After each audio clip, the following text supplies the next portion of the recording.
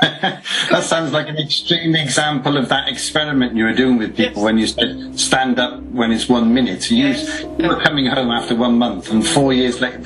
So what was going through your head then? Well, I still wanted to work. I'm one of these people that will always work. I'm very passionate about what I do. So I was writing the books, but then I started to host retreats. So instead of doing it kind of the whole spiritual way that some do, I've still got this bee in my bonnet that there's too much disparity between the corporate world and the spiritual retreat type things.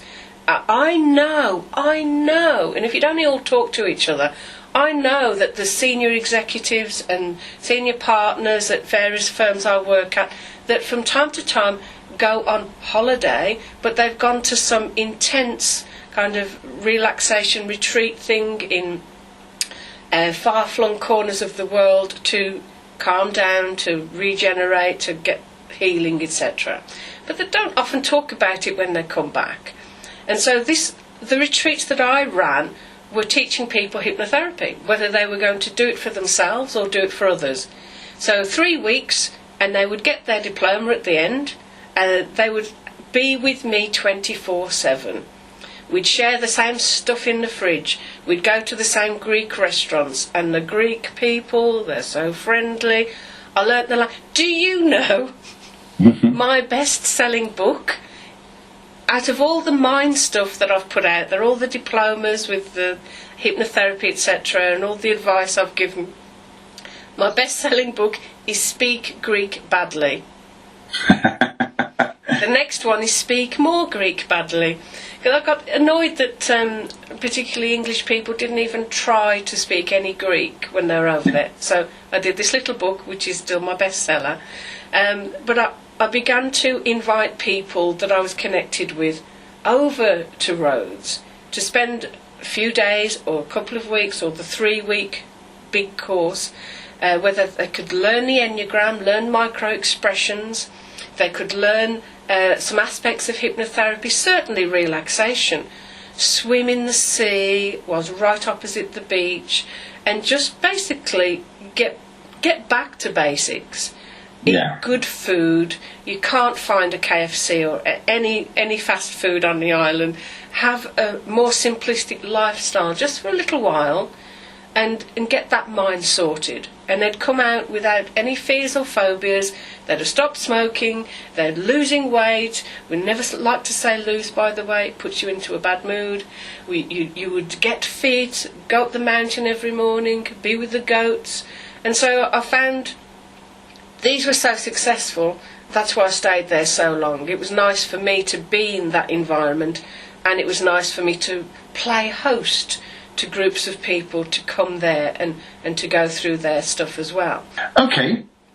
A regular thing we always ask our guests is there a track that you can either associate with that time in your life, or is there something, a go-to track that you always come back to, always inspires you, always makes you feel great? Anything you can think of, Jenny? I'm really ready for this question, because there are many songs. There are many songs we're influenced by, but there is one song, and if this song has the power, which it did do, to help me, I know this song back to front, inside out, and I can play it in here. So yes, it's lovely to hear it on the outside, but I can play it here. I can play every instrument in the beginning of it. I can hear the voice, the gravelly voice of Chris Rea. I've got the whole atmosphere. In other words, as we do with hypnotherapy, it creates a state for me. And the state is so profound that I had an eye operation with it. The state is so profound that I've had my teeth drilled without anaesthetic, listening to it in my head. People don't know what's going on, but I'm playing Chris Rea, the original version of On the Beach. Excellent. And the original one, the waves come in first. You hear the waves, he sets up the whole atmosphere and the full orchestra, and then the voice comes in, and I'm there on the beach. There's all that water, there's all that sea of possibilities. I'm on the beach. Before we go, have you got any last message anywhere that you want to point people so they can come and find out more? Anything at all? Well, the website is jennykitching.com, JENNIE, Kitching, KITCHING.com. I'm all over the internet. If you just Google Hypno Woman, particularly there's loads of free stuff on my YouTube channel to help you sleep and to do all sorts of wonderful things for you. But please let me finish with a little reference to Chris Rere's song there, because it amazes me. Many of you probably know he was ill quite a while ago now with pancreatic cancer and different things. He's a very old man, he's very haggard now, but he's still very passionate about all the work that he's done, but he's become an inadvertent success story. If you were planning, and I think this is a good thing to end on, if you were planning strategically and logically to be the most successful you could possibly be at this thing that you do, you would probably, as a singer, as a guitarist, think, well, I'm going to get royalties from a song that represents the summer. Oh, on the beach. Yeah, I'll get royalties every time On the Beach is out. And I'll also get, of course, a Christmas song. Yeah, Christmas. Yeah, a Driving Home for Christmas. But he did this kind of accidentally. He's always been a very reluctant kind of rock star. And so let's all become accidentally as successful and positive and wealthy and compassionate as we possibly can be, just by being our authentic selves and sharing all the aspects we are with each other and helping everybody along the way. Wouldn't that be a wonderful world to live in?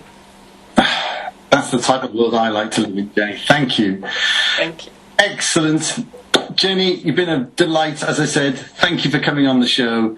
It's been great to talk to you today, and I look forward to getting you back again sometime soon. That would be great. Thank you very much. I've really, really enjoyed it. Thank you very much for the opportunity. It's fabulous to talk to you, Simon. Thank you. Yeah.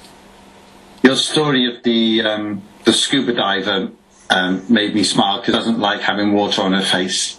And she'll go in a swimming pool, but she'll hang around the edge and want to get out quite quickly, which is a real shame, because she doesn't relax this environment. So, yeah. Sometimes it's not about the water; it's about fear of suffocation. Yeah, maybe. I mean, there's all sorts of things, and that's why I love hypnotherapy, because with counselling, yeah, you can talk about your problems, and with hypnotherapy, the person, the conscious mind, doesn't know where the fear originated. So they get these penny dropping moments when they go, oh my God, if you can make a safe enough environment for somebody to tell themselves the truth, rather than them trying to wrestle with where it might have come from, or with all that pressure that I don't know why I do this, but I do. If you can make an environment such that the unconscious will start to reveal, or feel safe enough to reveal a little bit of how this came around, or just even to negotiate with it and say, I know it was useful at one stage to do this for the wife, but now does the unconscious still feel it's appropriate in this day and age, at this age that this person is, to continue to protect them in this way forevermore? Always I get no.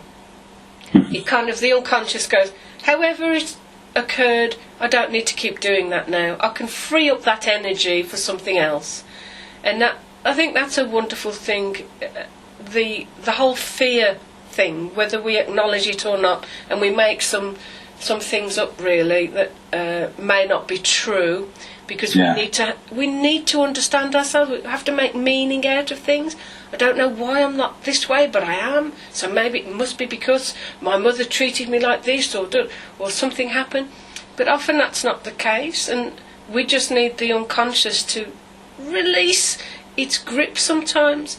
And with your wife's situation, rather than exploring why it happened, just knowing that it's a thing, and knowing that, well, we all change from moment to moment. Who knows, it may be gone tomorrow, or it might be something useful that you need to hold on to for the rest of your life. Who knows, rather than berating oneself for it being there in the first place. Yeah. It is a strange thing that something like splashing water on your face becomes such a fear. Mm. There are only two fears that we're born with. There's only two real fears. Do you know what they are? I've heard them before and I've forgotten them. Go on, tell me. Okay. So I like to do this in a corporate setting where, we get a bit quieter because it's all about hypnotherapy, and we say, right, okay, well, the first one, it's fear of falling, because Dr. Robert Winston put a crawling baby at the top of a flight of stairs and filmed the baby going to the top of the flight of stairs, looking down and then crawling away again safely. We're all thinking the baby might be in danger, and the reason why babies hold on to your little finger, so cute, isn't it, is because we're still born with that grip reflex, so we don't fall out of the tree. The fear of falling, it's a real one, yeah. And we go, all getting really, really quiet, and then we go, what's the next one, Jenny? And I go, loud noise! Bang! Something really violent. Because loud noise is still a thing with us at a primal level, that we're to be wary of an explosion, of a loud noise. We actually, the body, we'll joke about it afterwards, but the body will go into this kind of shock mode. Mm. So those two, once I think we know that, every other fear, we can say to ourselves, send love to your fears. We can say to ourselves, well, I recognise I'm in fear right now. I'm feeling pretty scared. I'm feeling quite anxious about this. But I know this is kind of a fabrication that my mind has built in order to protect me from something that might not be an actual threat. It might be irrational. If we can say that to ourselves rather than the excuses we give to ourselves and to other people, it starts to unravel itself. Mm. Rather than us feeling wrong, rather than your wife feeling wrong for doing it or for having that reaction, well, it's just my thing, and I know I'm always changing, moving and evolving, and it might, now that I release it at a conscious level, it might work its way through to the unconscious, and it might be that one day I do that and it's no big deal anymore, Recognising that it could be illusory kind of frees us up, rather than trying to think where it came from and why I shouldn't be doing this, and that kind of, the more attention we give to something, the more energy we give to it, and it becomes more of a thing, and then it becomes a problem, and then other people know about it and they tease us about it and stuff, innit?